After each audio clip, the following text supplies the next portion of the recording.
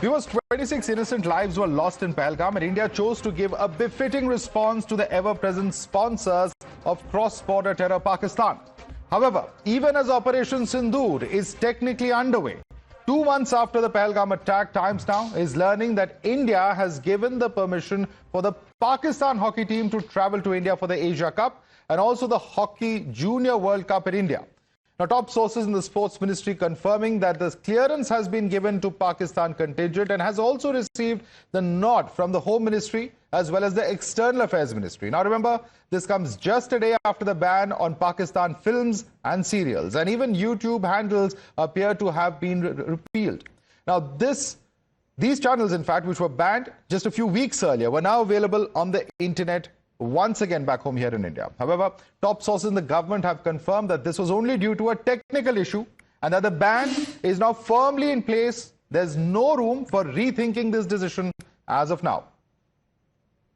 And there's some breaking updates coming in as to what really is the reason why India had no option but to give the nod for Pakistan to take part in the hockey competition in India. Sources are telling Times Now that India can't be seen as going against the Olympic Charter, and objecting to Pakistan's arrival will hurt India's chances to host such future tournaments. It may even hurt India's bid for the 2030 Commonwealth Games or the 2036 Olympics. Karishma is with us for more on this. Karishma, take us through what exactly your sources are telling you in the government and in Hockey India. This is something that we will have to do if we want to host future tournaments. But yet, there's a lot of anger online. There's a lot of outrage as to why we are engaging with Pakistan when it comes to one sport, when we've completely shunned playing with Pakistan when it comes to cricket.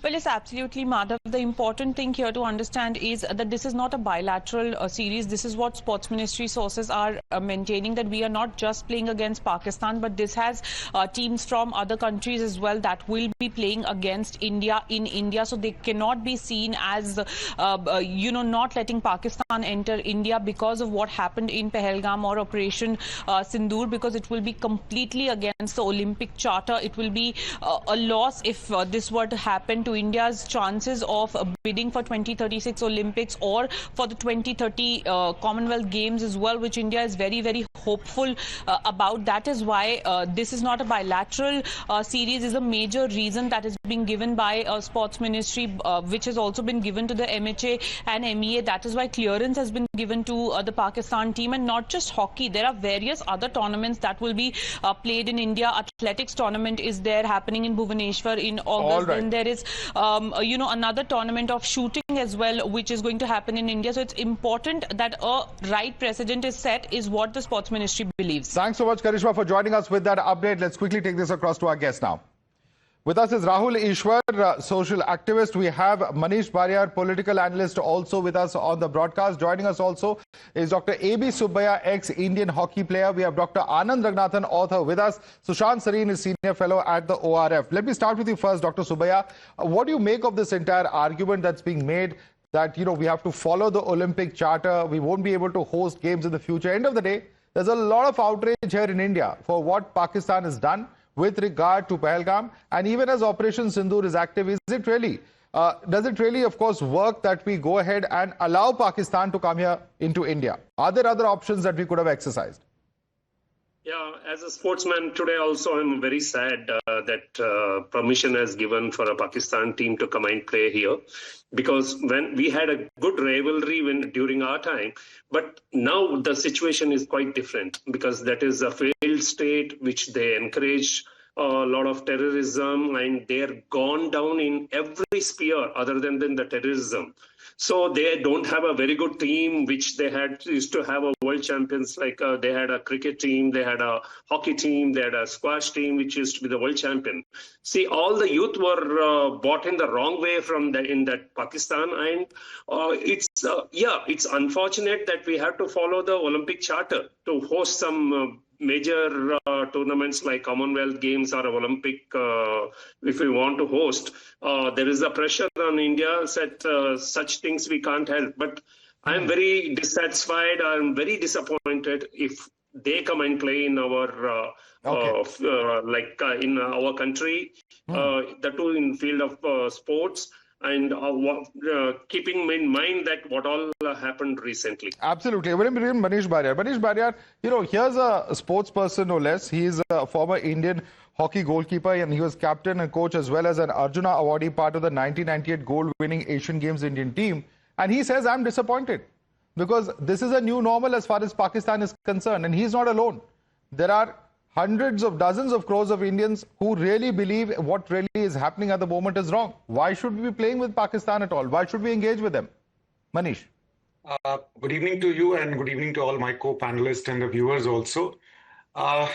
So I'm a bit, disappointed with Dr. Subbiah himself because I've rarely found any player of his repute really being against playing, so it comes as a very big surprise to me. But having said that, see, it is very important for understand that India is no more the country that used to be. We are a much more mature country. We are also, now we want to be a global superpower, and we have to also have that kind of a understanding that you always, separate, different aspects of it. And most importantly, you keep national interest in mind. So apart from, Olympic Charter, that is always there. But just because Pakistan is not really, a great team that it used to be, we cannot really disallow them from playing in the country. It is not because of the great team, sir. Have you forgotten what happened in Pahalgam? What about all those who were martyred there? We almost went to a full-blown war with Pakistan. We launched Operation Sindoor, and 2 months later, we're supposed to forget all that? No, never. But that doesn't mean that you will not engage with, country as per international rules and regulations. But that's the whole policy of no talks and terror. Terror and talks don't go hand in hand. That's the whole policy. We don't engage them. I don't know. I'm really surprised, Madhav. What has happened to you? You were speaking like that. Maybe, you're playing devil's advocate. But then Neeraj Chopra did play with Nadeem, isn't it? So are you saying that when both of them meet, they should not play? Not since Sindoor and Neeraj Chopra. Glad you took that example because Neeraj Chopra himself has said that things won't be the same. He said as much on record. But Dr. Ranganathan, you want to respond to Manish? No.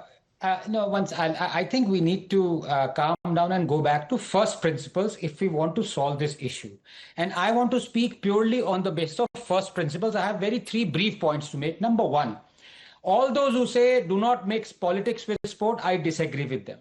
For the simple reason that for 40 years, even though South Africa was one of the most prosperous economic nations in the world, we decided we will have nothing to do with it. Because it was an apartheid nation, because it was suppressing the majority population, and I am proud that we did it. We did not play sports with South Africa for 40 years. Was that not our politics-centric sport? And I am proud of that. So for those who say that you must not take a moral stand or an ethical stand, even though it is a political stand when it comes to sport, they are wrong. I disagree. Number two, it is a bona fide fact that Pakistan is a terror state.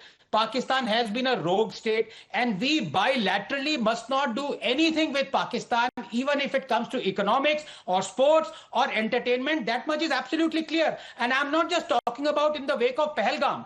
Pahalgam is just one of the latest instances it has perpetrated. We have to go back to not just 4 wars, but 26/11 and so many other cases. Pulwama being another one. Now, the third point, if we go to first principles and we say we should not take part with Pakistan or interact with Pakistan or any other dictatorship in international fora, we would be hypocritical. Because we continue to interact with dictatorships like China that has caused us more harms in terms of terrorism is concerned, killed our Jawan. We interact with North Korea. We interact with a lot of in international fora. So are we going to say now on first principles, we will not even take part in Olympics? We will return the World Cup that we won in cricket because Pakistan took part in it. Let us go back to first principles. Bilaterally, we must not interact with Pakistan. But when it comes to international events, international fora, we would be hypocritical if we are not interacting with Pakistan or boycotting some international events and taking part in some international events like Olympics or Asiad or Cricket World Cup. Okay, let me come on to the next point that we're debating. And this is, of course, the so-called quote-unquote technical glitch that has been cited. How is it possible, Rahul Ishwar, that, just a few months after what we have seen, not just what happened in Pahalgam, we've seen what happened as far as Operation Sindoor is concerned. Suddenly, you have all these propaganda handles, these actors who've been spewing venom against India.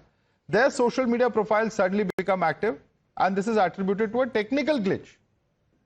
Madhavji, let me agree with Dr. Anand Ranganathan in that first principle theory, and that first principle should be, we should be proud of our patriotism, but that patriotism should never be patriotism. Patriotism is absolutely fine, and we should definitely be proud about, but who are we against? We should be against the Pakistani terrorist. We should be against the extremists funding ISI, but Pakistan as a nation is not against us. Pakistani people are not against us. So the whole idea of disengaging with the Pakistani people or Pakistani sports or other Pakistani aspects, we will have to rethink. We need to have a sense of reasonability in all these things. And yes, all the hardliners should definitely be there. Second, let us be honest with it. The government thinks the entire thing is inching back to some kind of a normalcy. Maybe it's a new normal that inching back happens. Suddenly the media uproar happens. Perhaps that's the reason why they are quoting the whole glitch thing. But any reasonable amount, not the extreme Pakistani, gul kind of people who are spewing venom against India, but reasonable handles, reasonable internet freedom, we should definitely be thriving, because we strive ourselves to be a democracy, a positive democracy, an inclusive democracy. Let me bring in Sushant Sareen on that. Sushant Sareen, reasonable freedom should be granted to those Pakistani handles which belong to citizens. But some of those handles have actually been spreading hate against India. I think we're forgetting that so quickly. Yeah, I think Mr. Ishwaran thinks that handles which call for making Indian film actresses sex slaves of Pakistanis are very reasonable handles. Yes, they should be opened. I don't know what empirical evidence Mr. Ishwaran has that general Pakistanis are really nice and love India and are very reasonable people. He has absolutely no idea about that country, but he wants to virtue signal on your channel, so he's welcome to doing it. India is a free country. Third, I have to join issue on the first part of your debate on this whole hockey controversy. Number one, I think when Mr. Subaiya was also playing, and he's a very distinguished player, there was a lot of terrorism even at that point of time. Ideally, we should have taken this position at that point of time. For Mr. Subaiya to say that, well, that was a very good team, and at that point of time, things were not as bad, things were even worse. A lot of bad things had happened back then, whether it was in Punjab, where over 30,000 Indians were killed by terrorists supported by Pakistan, or in Kashmir, where even more thousands were killed by these Pakistani terrorists. So please don't tell us that it was all hunky-dory back then and nowadays it's all bad. Second, on this first principle, I keep hearing my friend Anand talk about first principle. There is only one first principle in international relations. If you are powerful, you will get away with it. You can do whatever you want. If you are not, you will have to suffer. Okay? And I will tell you how that first principle works with what what the other gentleman on the show was talking about mature countries and global superpowers and very, very mature countries who have been framing rules of the game virtually. They actually threw out the Russians from the Olympic Association. And they said that, well, Olympic Russian athletes can come, but they can't be representing their country because their country is evil. Maybe we can't do that simply because we don't have the same clout as the Western world had insofar as IOC is concerned. But I think if you're talking about first principles, it should not just be limited to bilateral tournaments.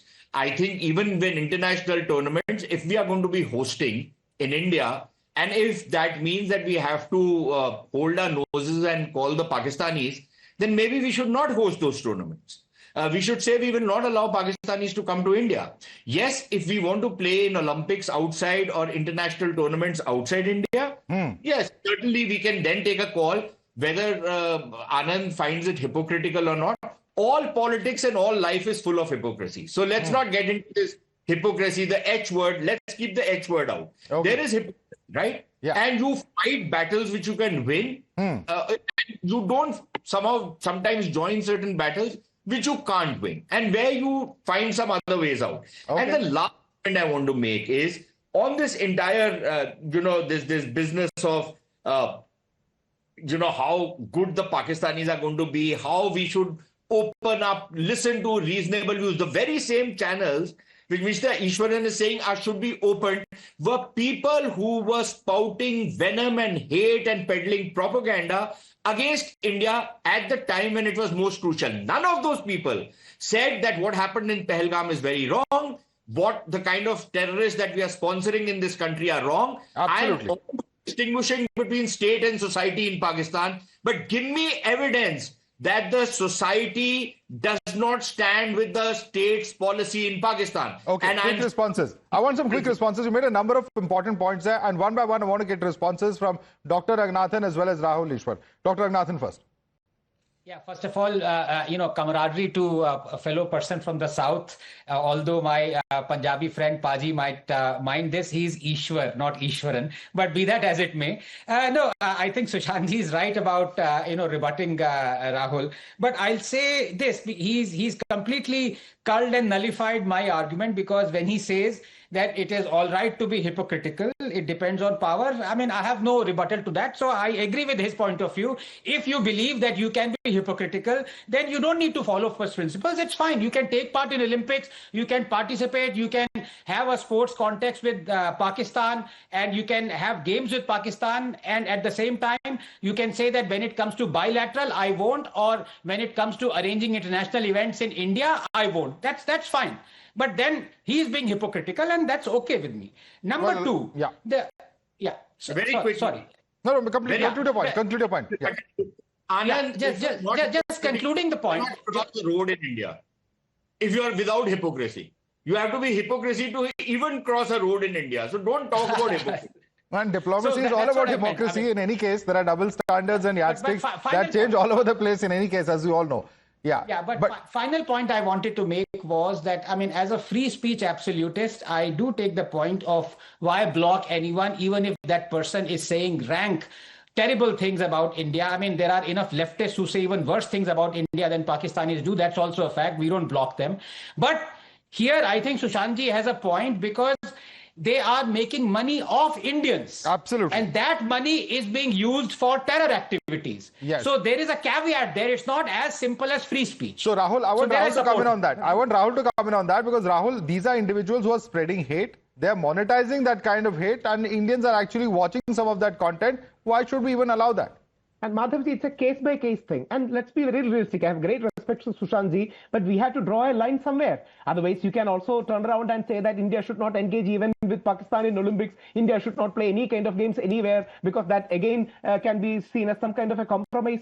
So that's the reason why we have to get a middle path somewhere. We have to draw a line somewhere where we distinguish between the Pakistani government and Pakistani society. And there are millions of reasonable Pakistanis, especially in many other nations, including Middle East, who have empathized with India and said that, no, these terrorists don't belong to us. And you can see umpteen number of people across the spectrum who do that. So let's be reasonable with it. We are against the Pakistani. Who are these Pakistanis? We are asking you. A single Pakistani. Who are these Pakistanis? Can you name some of them? I would request Anandji to please go through my videos. I was at Dubai at that point of time, and Pakistani drivers fled basically UAE. Sir, they may say it privately, but publicly, how many of them have actually said it is a debatable question. Sushant wants to come in on that. Sushant, you want to respond to that? About Shahid Afridi being the reasonable Pakistani who was invited by the Cochin Engineering College people. Yes. Are you talking about him? Yeah. He's the reasonable Pakistani people who invited them are right-wingers too. See, this is the thing where, yes, we should be strongly against Pakistani terrorism, but there is a distinction between Pakistani state and Pakistani society. State being controlled by the ISI and the hardline elements, the society is of normal people, and we have to fight. So society there is also controlled by ISI. There's no one else calling the shots there. Unfortunately, that's the state of affairs there. But let me bring in Mr. Subaya.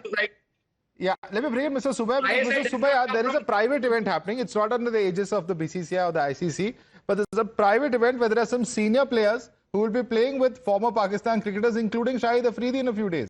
You know, that's what's happening on ground. How do you prevent such things from taking place? Because they'll say that it's a private event being organized by a private party. No, we should not be. See, we can't control certain international tournaments where the ICC tournament or FIH tournament, international level tournament somewhere else. But problem is that earlier we used to play the test match in Pakistan also. We played. But problem is nowadays that Pahalgam incidents happened recently, and how we can forget and do all this. We forget everything and invite them here. As I say, if I see Pakistan flag flying high in Chennai or in Rajgir, I don't like it, actually. At this moment, we are all worried about our people. And as Sushant sir said, so it was there, but not so much. Manish, quick response. We are almost out of time. Couldn't we have shifted this out to another location? Pakistan, interior Pakistan, and continue to respect the Olympic Charter? Perhaps another location, not India? Yeah, it is. We have to respect the Olympic Charter. Manish, question for Manish. If you can hear me. Yeah, I can hear you, Madhavji. No, the question is this. Couldn't we have quickly shifted it to another location? It's happened many times for many tournaments in the past. No, but then if it's an international event, what can you do? It's happening in Rajgir in Bihar. Where do you shift it? Anywhere within the country you shift, it's the same thing. So that's something which is, you have to adhere. Well, it's about a lot of this is about deft management, and in fact, our sports bodies, there are several of them who have wield a tremendous amount of weight. Perhaps they could have looked at it from the point of view of sensitivities, but we leave it there for the moment. Rahul Ishwar, Manish Baria, Dr. A.B. Subbiah, Dr. Anand Ragnathan, and Sushant Sareen, thanks so much for joining us this evening.